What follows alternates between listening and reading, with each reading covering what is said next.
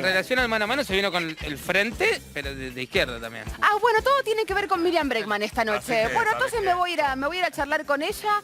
Ojo con lo que pasa acá. Mientras yo me voy al living. Hola Miriam, ¿todo bien? Cierren los Tranquilo. micrófonos, ¿no? Ojo con lo que pasa por acá y después le quieren hacer preguntas a la candidata. Voy a ver si ella está dispuesta a que ustedes Yo le creo que pregunten. sí, no mira la sé, ¿viste? sonrisa Porque viste que que algunos tiene. dicen, ay, con el panel, con los En la calle columnistas no siempre quiero responde hablar. todo en la calle responde Miriam. Yo supongo que va a querer. ¿Cómo te va, Miriam? Gracias por ¿Qué venir. tal? Buenas noches. Bienvenida. ¿Cómo va eso? La campaña y todo. Bien, bien, ya empezó de nuevo, así que Sí. intensos. No habían terminado de descansar y ya arrancaron otra vez. No, por supuesto, no terminaste de pensar qué pasó hasta ahora, que ya arrancó de nuevo, así Exacto. que bien. Miriam, ¿crees que podrá la Argentina tener un gobierno de unidad a partir de diciembre? Gane quien gane. La verdad, la perspectiva que yo veo es bastante diferente. Veo que las dos coaliciones que han gobernado todos estos años, el Frente de Todos y Juntos por el Cambio, están completamente estalladas. Estalladas desde hace tiempo, ¿no? Creo que desde el 2021 bastante notoriamente. Y las ataron con alambre para llegar a estas elecciones, pero que después de octubre o noviembre, según cuando termina el calendario electoral, se va a una reconfiguración del sistema político, claramente, no solo por el surgimiento de Milei, sino porque están quebradas las dos coaliciones que vienen gobernando. Entonces me parece que para la izquierda se ve una situación muy particular, porque es muy importante el recuento de fuerzas. ¿Cuántos somos los que quedamos, las que quedamos de este lado ante una derechización del sistema político y ante un resquebrajamiento del sistema político, ¿no? Del sistema político y de la sociedad, a su vez, ¿no? Que acompañó justamente este movimiento casi en un 60%, un poquito menos. Sí, yo creo que ahí hay dos cuestiones que hay que diferenciar. Por un lado, que la agenda política se corrió hacia la derecha y algunos creían que iba a ser gratuito, no fue gratuito, lo terminó capitalizando Javier Milei. Claramente, si todo el tiempo discutís lo que Milei quiere, es obvio que lo iba a terminar capitalizando él. Pero tampoco creo que todos los que votaron a Milei, todas las que votaron a Milei, tengan un mismo pensamiento. De hecho, debe tener seguramente un sector más duro, que coincide con sus ideas y demás. Hay otro sector más intermedio, dicen algunos estudios, que coincide con algunas cosas, pero también hay un sector que lo votó como expresión de la bronca, ¿no? Que para eso lo construyeron a Javier Milei como un personaje para canalizar la bronca. Ahora se abre una etapa nueva, porque pensá que hubo 27 listas. Una dispersión absoluta, y ahora solamente 5 fórmulas, en mi caso con Nicolás del Caño. Vamos a estar en octubre, solo una de izquierda, así que lo que tenemos que representar es mucho, porque, mira, Agustina, siempre la derecha vota derecha. Vos le decís a un votante de Patricia Bullrich, votá a Miriam Bregman, te dice, ¿cómo voy a votar a Miriam Bregman? Pero el que tiene valores solidarios... ¿Algún votante de Rodríguez Larreta también que quedó afuera? Bueno, eso habría que ver por qué motivo lo votaron a Larreta. Muchos votaron a Larreta para que no gane Patricia Bullrich, pero el que tiene valores solidarios, el que no está de acuerdo con la política que tiene este gobierno, Sergio Massa a la cabeza, que es quien dirige el gobierno nacional hoy, de seguir cumpliendo el acuerdo con el Fondo Monetario que firmó Mauricio Macri, que se ratificó en el Congreso y que se paga con ajuste a los jubilados, con tarifazos, con bajos salarios. El que tiene valores que dice, yo no estoy de acuerdo en que voy a salir adelante pisándole la cabeza de al lado, sino que tiene valores solidarios. El que es de izquierda, ese nunca puede votar lo que quiere. A ese siempre le dicen, no, tenés que votar a este porque si no gana el otro, tenés que votar a este porque si no... Cuando yo empecé a militar era tenés que votar a De la Rúa para que se termine el menemismo, ¿viste? Después terminan en gobiernos catastróficos.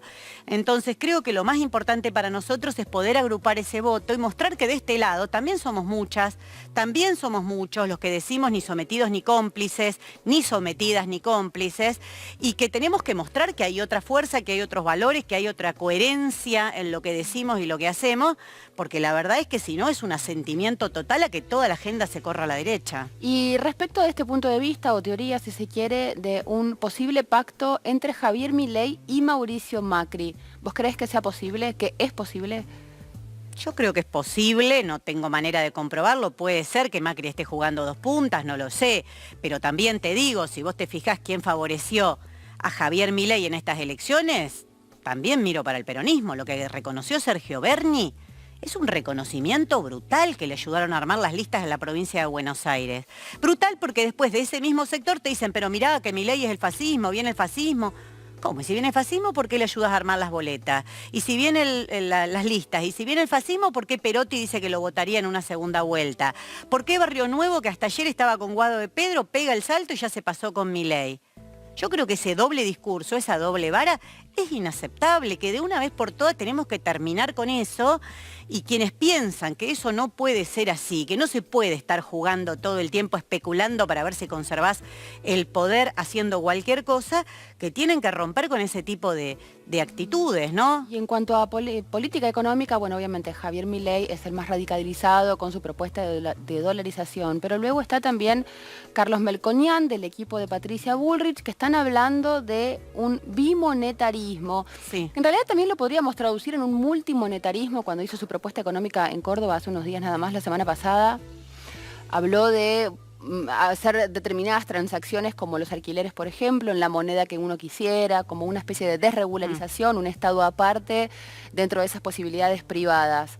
¿Vos creés que al menos un bimonetarismo sería posible en Argentina? Yo creo que gane quien gane, quienes viven de su salario, los trabajadores, las trabajadoras, los jubilados van a tener que salir a pelear.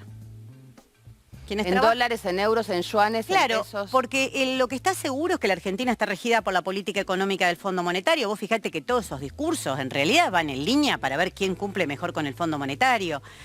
Sergio Massa lo ha dicho. Bueno, Milei dijo que quiere propone un ajuste incluso eso te iba a más decir. profundo Eso que el propio Fondo Monetario Internacional propone. No, por ahí yo me imagino a Georgieva diciéndole, no te pedimos tanto, ¿no? No te pedimos que te entregues tanto.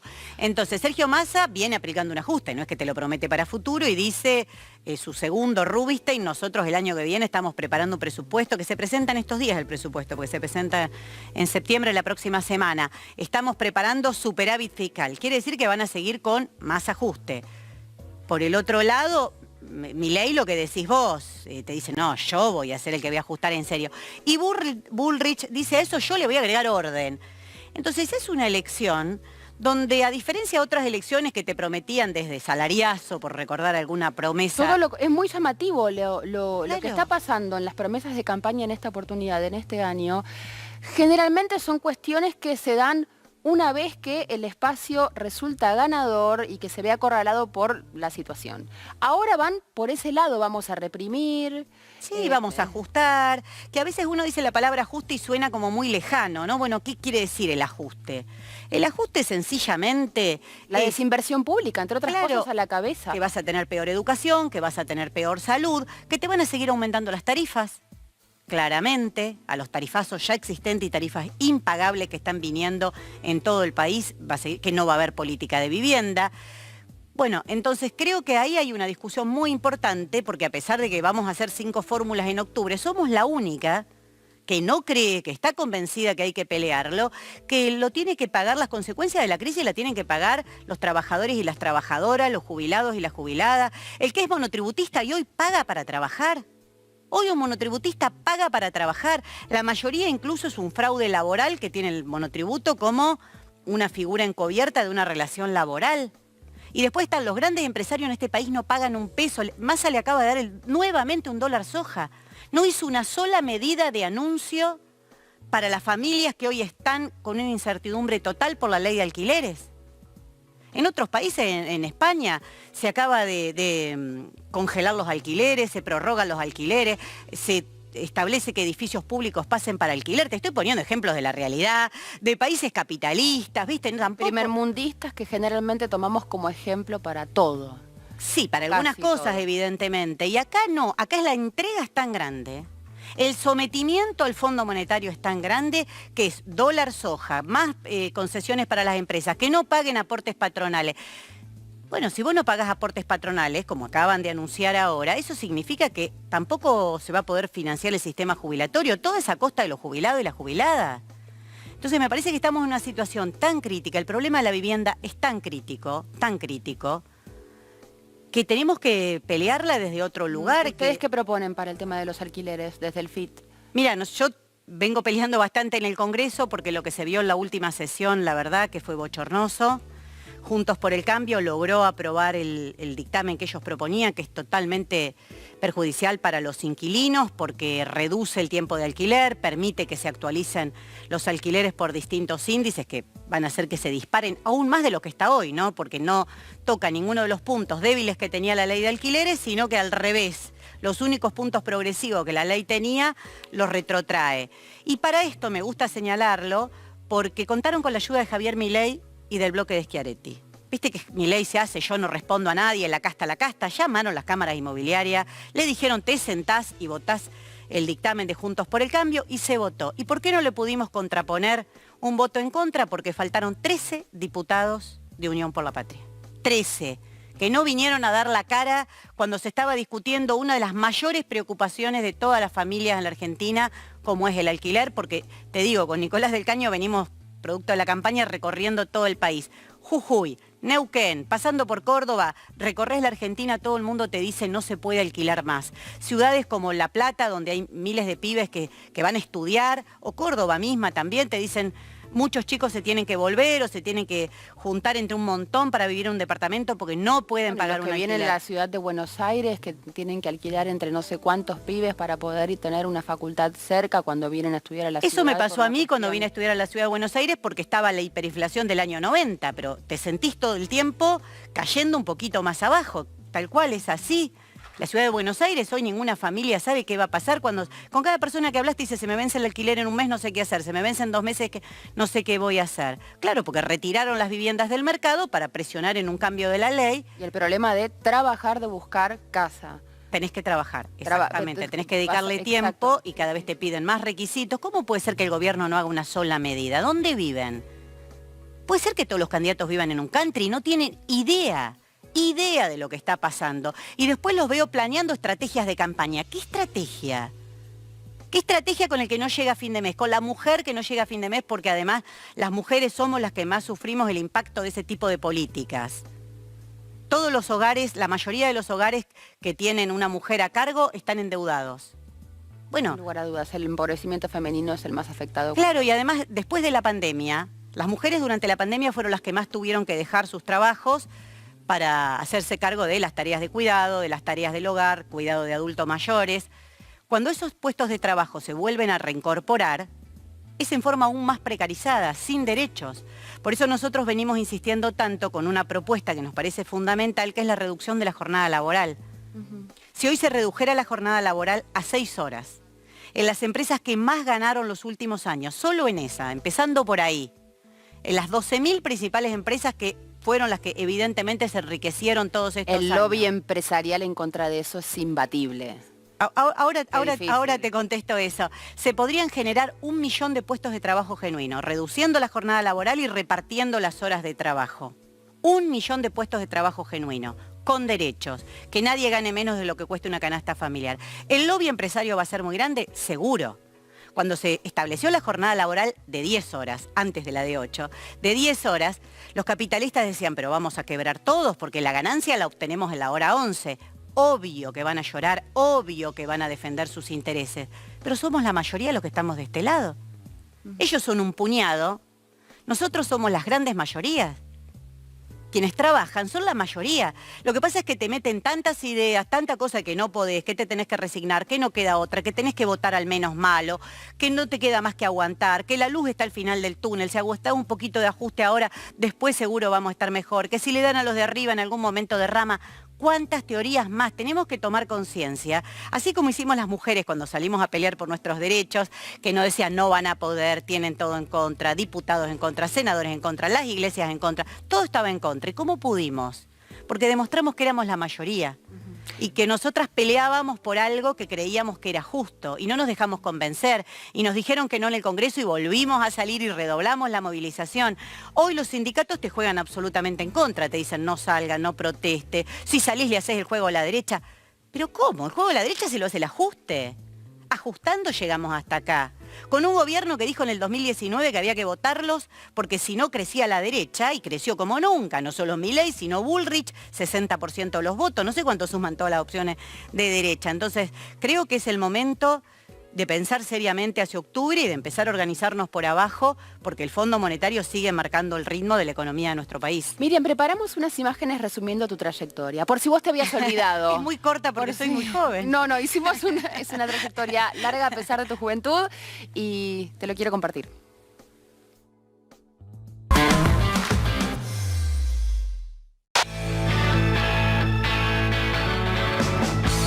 Siempre desde chica dije que quería ser abogada y me gustaba ser abogada. Todo está mal, todo este maldito sistema está mal.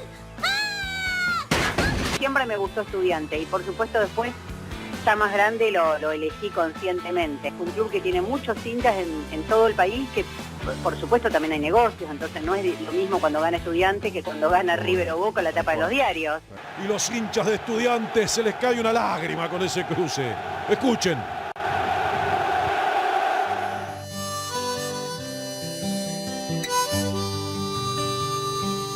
Yo fui una de las abogadas que estaba esperando a Julio López la mañana del 18 de septiembre para alegar en su nombre. Julio tenía que estar presente ese día en la sala para que pudiéramos alegar. Es por eso que nosotros, al poquito rato que Julio no llega, uno de los abogados deja el alegato después de decir su parte y vamos a presentar inmediatamente con Nilda Eloy un habeas corpus. Realmente una persona que haya sido secuestrada puede estar tantos días desaparecida, no hay manera de que una persona se esfume en el aire. La calificación y se lo condene al señor Echecolás por el delito de genocidio. Si Julio López hoy se lo menciona como un desaparecido es porque dimos esta pelea. Acá hay que poner el cuerpo y salir a pelear. Eso que decimos que luchar siempre sirve, también se aplica en este caso.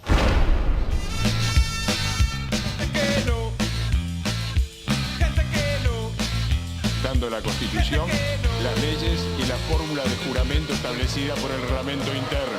Sí, juro. Agarrá un libro, espera. Cállate la boca, deja de defender los genocidas, Villarroel. ¿Qué zurdo de mierda nos van a correr? ¿Lo mismo que nos decían en la dictadura? Falacia ad hominem, falacia de falsa asociación, de vuelta falacia ad hominem. Y de decir la palabra falacia que ya nos cansó a todos. No, bueno. Catador de falacia. Conmigo, no sé, tiene un problema con el saludo, con esas ganas, no sé por qué los fachos les gusta saludarme. No van a sacar nada bueno de mí. ¿Cómo pe? Hay una discusión, una batalla cultural, como se dice a veces, que hemos ganado. Por la verdad, por la apertura de los archivos de la represión, por la memoria, hemos peleado nosotras, nosotros, ellos no.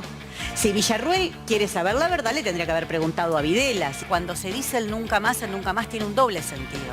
No solamente están diciendo nunca más a los militares en el poder, están diciendo también nunca más que se vuelva a cuestionar este sistema. Que ellos se apropien de la palabra verdad o memoria, no lo tenemos que permitir.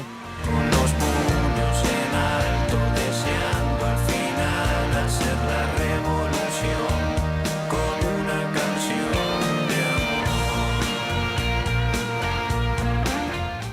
¿Te gustó, Miriam? Sí, la verdad que muy buena. Es fuerte a veces verte en imágenes de tanto tiempo cuando hasta tenías otra fisionomía, ¿no? Con el pelo tan largo. Sí, de otro lugar. Te voy a confesar, en esa época no dormíamos. Después de que desapareció Julio López, que se empiezan a filmar estos materiales y estas denuncias, eran días y días recorriendo lugares, siguiendo pistas falsas que nos plantaban, llamados telefónicos. La policía bonaerense seguía las pistas que le decía una vidente y no las pruebas que le llevábamos nosotros. Así que hay momentos duros, hay queridos compañeros, compañeras que ya no están, Julio López, Nilda Eloy, que estuvieron en ese juicio, así que...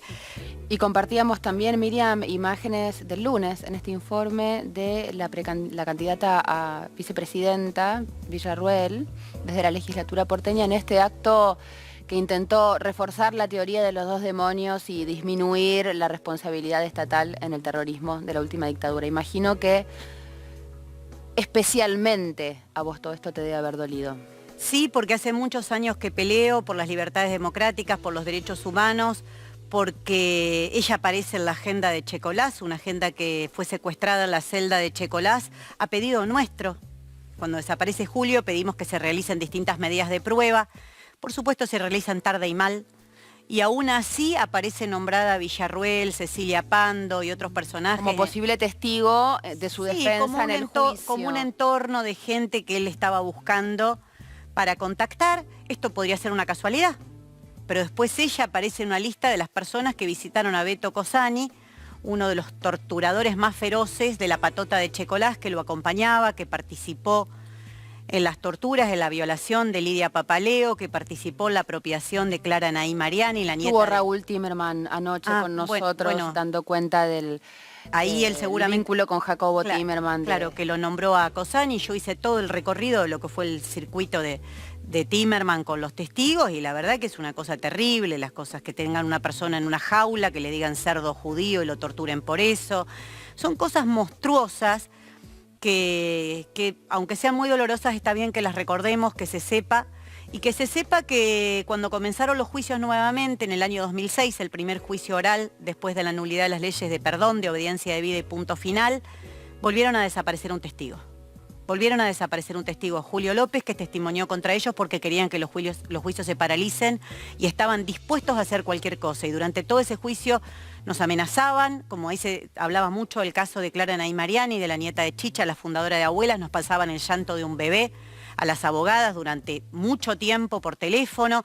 Hicieron todo lo que pudieron para que no pudiéramos pelear por justicia. Entonces, cuando ahora parece que están hablando de hechos del pasado, yo soy muy insistente que no hablamos del pasado, hablamos del presente, porque ese genocidio no solo fue el exterminio de toda una vanguardia obrera, estudiantil, sino que también fue miseria planificada, como dijo Rodolfo Walsh en la Carta Abierta, que las multinacionales, que el FMI, que los verdaderos motivos del golpe estaban en esa miseria planificada que venían a traer a nuestro país. Y eso es lo que estamos viviendo hoy. En la dictadura comenzó la gran bola imparable de la deuda externa, empezó allí la destrucción de la salud, de la educación, muchas consecuencias de eso todavía lo vivimos al día de hoy. Entonces nunca hablamos del pasado y siempre recordemos que la impunidad genera más impunidad, que cuando los hechos quedan impunes, los mismos genocidas pueden volver a cometerlos después. Y cuando todavía faltan tantos nietos y nietas por recuperar su identidad, no estamos hablando de pasado, de ninguna manera. De ninguna manera, porque además cada día renuevan su crimen, renuevan su delito. Cada día que se despiertan los amigos de Villarruel y dicen no voy a decir dónde está Clara Nay Mariani, no voy a decir cuál fue el destino de los 30.000 detenidos desaparecidos, no voy a decir quién se apropió de esos bebés de la dictadura que hoy son adultos y siguen sin conocer su verdadera identidad, que hoy tienen familias y no conocen su verdadera. Hace poco se recuperó la identidad del hijo de Cristina Navajas de Santucho y ya es un adulto, ya tiene hijos.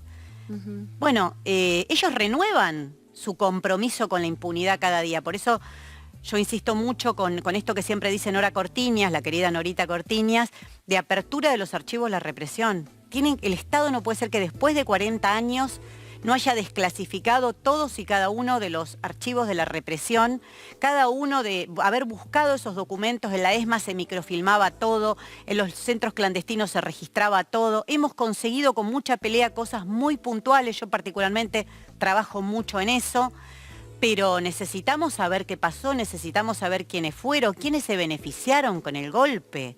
En el año 82, Cavallo, ese que le gusta tanto a Milei y a Villarruel, su ídolo, Cavallo estatizó la deuda de las empresas privadas, se las cargó al Estado y la estamos pagando hasta el día de hoy. Entonces me parece que no estamos hablando del pasado. Cuando nosotros luchamos contra el Fondo Monetario, decimos que la deuda debe ser desconocida, hablamos de esa profunda ilegalidad, de esa profunda ilegitimidad de una deuda construida sobre la desaparición de los 30.000 detenidos desaparecidos. Miriam, te van a preguntar los chicos. Bueno. Arranca Leandro Renú. Lo podés ver, creo que ahí tenés un monitor y si no va a aparecer gigante Leandro Renú acá. A ver, si no. ¿Qué haces, Miriam? Buenas Ahí noches. está Leandro. Lo veo. Lo veo acá derecho. ¿Cómo andamos? Recién en el tape que compartíamos, estabas vos debatiendo con Milei y yo contaba el lunes que le están recomendando a algunos personajes cercanos a Milei que no vaya al debate o que no vaya a los debates porque lógicamente puede tener algún traspié. Y el punto central que marcan sus equipos de ese traspié es el caso del debate que tuvo con vos, en el cual la pasó bastante mal. ¿Lo ves más preparado en este caso? ¿O por qué? ¿O podés contar algún detalle de cómo lo viste? Sí. ¿O por qué es más débil en los debates? Bueno, no había visto eso que estás mencionando vos, que le recomendaban eso. Sí. Yo creo que el problema que tuvo Milei en ese debate y que seguramente seguirá teniendo 2 años después es que está acostumbrado a hablar solo. Claro. Porque vos fijate que gran parte de los candidatos, y sobre todo cuando empiezan a medir un poquito, tienen algún cargo público, no se someten a debatir con nadie, no vienen y se sientan acá y dicen pregúntenme lo que quieran. Entonces, Bueno, históricamente Miriam, al que mejor le está yendo, le sugieren que no debata. bueno, pero esas son sugerencias también muy relativas, porque siempre es bueno que todos podamos debatir en igualdad. Pero o es sea, más sencillo, claro. es más factible que pierda puntos que gane. Bueno, que ya pero yo tiene creo que es un pie en mínimo, la- un mínimo en una campaña tan desigual, donde algunos tienen millones y otros tenemos tan poquito, donde algunos tienen todos los medios de comunicación, canales enteros a su favor, y otros tenemos tan poquito, canales que directamente no nos invitaron nunca en la vida. Me parece que lo mínimo es ir a un debate, que además está por ley, ¿no? Hay una ley que dice que se debe debatir, me parece que es lo mínimo que se puede hacer, pero por lo que dice Leandro, creo que el problema que tiene es que está acostumbrado a hablar solo. Yo en ese debate no podía creer porque no podía responder una de las cosas que les preguntaba, era como que él seguía con su verso solo y no podía contrastar ideas, ¿no? Él que desprecia tanto a la izquierda, que nos dice comunistas, zurdos, como todo en forma de agravio, y ahí no podía contrastar una sola idea, entonces, ni que hablar cuando le pregunté por los derechos de las mujeres, que directamente nos calificó como un objeto. Te va a preguntar Mariano Flax. Hola Miriam, ¿cómo te va? Buenas noches. Buenas noches. Tengo una pregunta. Yo cuando los escucho hablar a vos y a tus compañeros, veo como que hay una actitud muy radicalizada en algunos pensamientos, lo cual respeto. Pero ¿pensás que hay una manera de convocar al electorado siendo un poquito menos extremista con algunas cosas? ¿O no importa cuánta gente los vote? Mira, sí, por ahí te pueden dar consejos de consultora, ¿no? Si vos bajás un poquito acá, juntás acá. Yo creo que lo que ha caracterizado al Frente de Izquierda, y por eso ha crecido mucho en los últimos años, hoy tenemos una bancada de 4 diputados nacionales, es la coherencia, los valores y los principios. Y yo nunca voy a mentir ni voy a decir cualquier cosa por conveniencia. Te pongo un ejemplo muy concreto que recordarán porque es muy cercano. Hace 1 año y pico, creo, se votó el acuerdo con el Fondo Monetario. ¿Vos sabés cómo nos pegaban? La izquierda, de nuevo contra el fondo, las cosas cambiaron. ¿Cómo van a decir que el fondo no es el mismo? Somos amigos del fondo. Todos tenían soluciones mágicas. Me acuerdo diputados oficialistas diciendo, bueno, la izquierda siempre. ¿Y ahora? Sergio Massa no para de hablar del Fondo Monetario porque está ahí. Te dice, devalúa, a ver, vamos. Menos mal que sacó el 20% porque devaluó el 22%. Si hubiese sacado el 40% y estaba fuerte, ¿cuánto devaluaba? Entonces creo que lo que a nosotros nos caracteriza es la coherencia y estar siempre del mismo lado. Después los resultados van a variar, yo creo que varía mucho, no solamente en temas tácticos como una elección ejecutiva, siempre es mucho más difícil para nosotros que una elección legislativa, pero hemos crecido mucho. Yo cuando veo en lugares donde hubo lucha, donde hubo resistencia, donde hubo represión, como en Jujuy, en Humahuaca obtuvimos en esta elección ahora el 25% de los votos. Eso hace unos años era impensado para nosotros, para nosotras cuando empezamos con mi compañero hoy candidato a senador, Alejandro Vilca, Natalia Morales, que fue reprimida, capaz que la vieron ustedes porque salió su imagen por todos lados, arrastrada por la ruta, detenida por estar junto a las comunidades originarias hace muy pocas semanas. Y para nosotros eso es un orgullo, que los lugares donde la gente se organizó, luchó, donde vio como el PJ y la UCR se ponían de acuerdo y votaban una reforma a favor del extractivismo y contra los derechos del pueblo, que elijan a la izquierda, es muy importante. Tuvimos en esta elección un resultado desigual, por supuesto, hay provincias donde tenemos mucho menos presencia y no fue mucho peor, pero para nosotros es importante empezar a crecer en el conurbano. Tuvimos entre 4 y 5 puntos en la mayoría de los municipios, 5 puntos a la fórmula presidencial en la capital federal, 5 y 6 puntos a diputado en la provincia de Neuquén, que también viene siendo atravesada. ¿Y a dónde por van a ir a numerosas buscar los luchas. nuevos votos para las generales?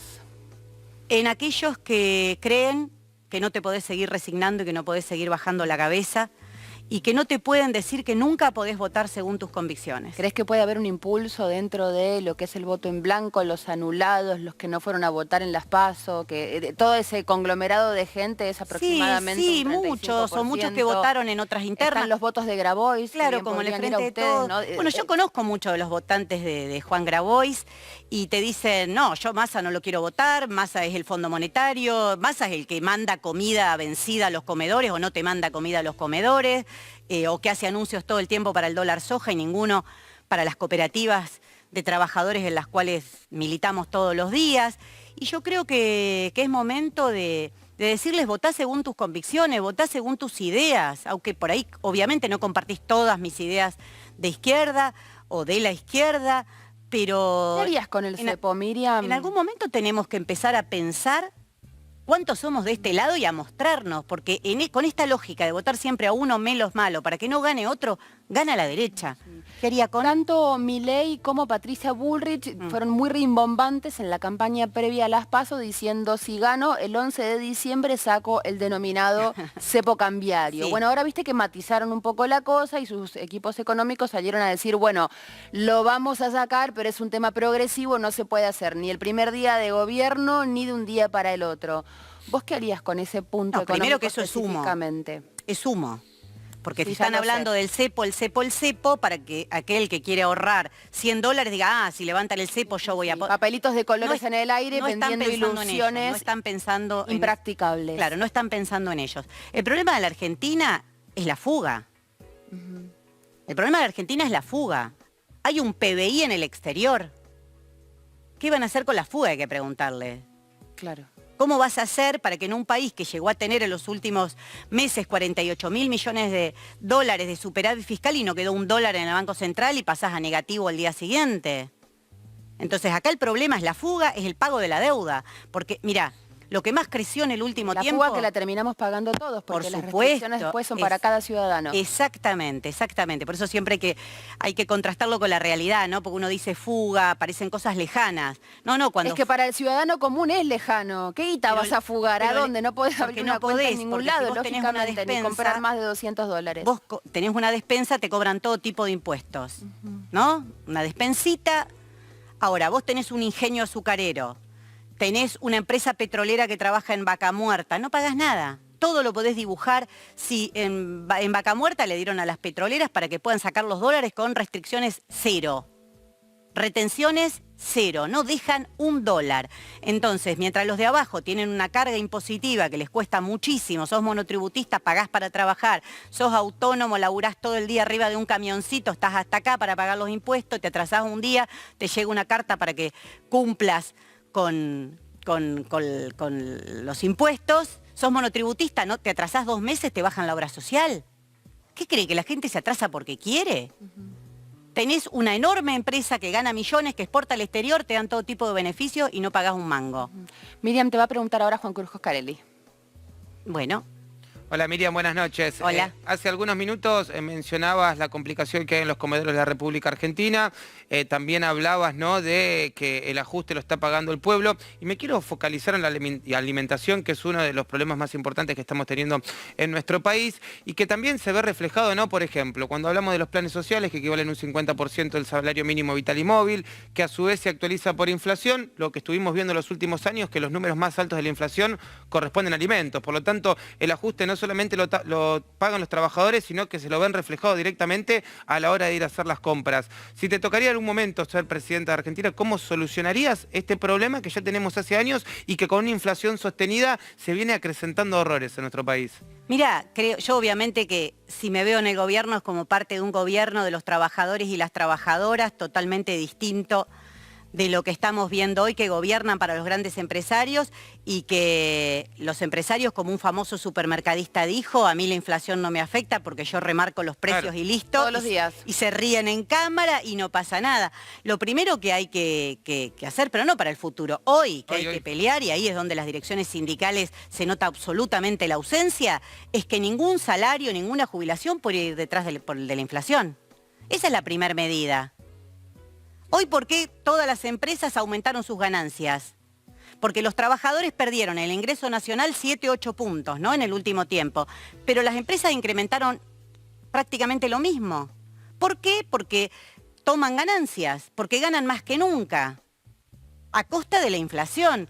Entonces me parece que ahí hay una gran discusión, que es que las empresas hacen absolutamente lo que quieran y cada vez que piden algo le siguen dando beneficios y le dan dólar soja y le dan dólar Malbec a los que te aumentan los alimentos todos los días. Entonces me parece que hay una discusión profunda y que siempre se llevó la discusión al lugar donde quería Javier Milei, que era dolarizar para estabilizar la economía, pero no te dicen que tu salario se va a ver enormemente reducido. Entonces nosotros queremos enfocarlo directamente desde el lugar contrario. Nosotros queremos ver cómo se garantiza el salario y las jubilaciones. Y acá hay algunos que ganaron muchísimo y que se la fugan toda y que no pagan un mango. Entonces me parece que empezar a discutir las condiciones estructurales que nos trajeron hasta acá, porque vos mencionabas algo que es bastante cruel de la realidad, el problema de la alimentación. Claro. 61% de los pibes y pibas de nuestro país en la pobreza, con mala alimentación o con una alimentación deficiente en sus nutrientes, en la calidad de la alimentación que reciben. Muchísimas personas comiendo en comedores. Pero Argentina no fue siempre eso. Olvídate del país por el que yo peleo. En la propia Argentina no fue así. Antes de la dictadura había un 4% de pobreza, 2,5% de desocupación. ¿Cómo llegamos hasta acá? ¿No hay que revisar eso? ¿No hay que pensar para quiénes gobernaron los que gobernaron? ¿Que llegamos a un extremo como este? Miriam, vamos a tener que ir a una pausa, pero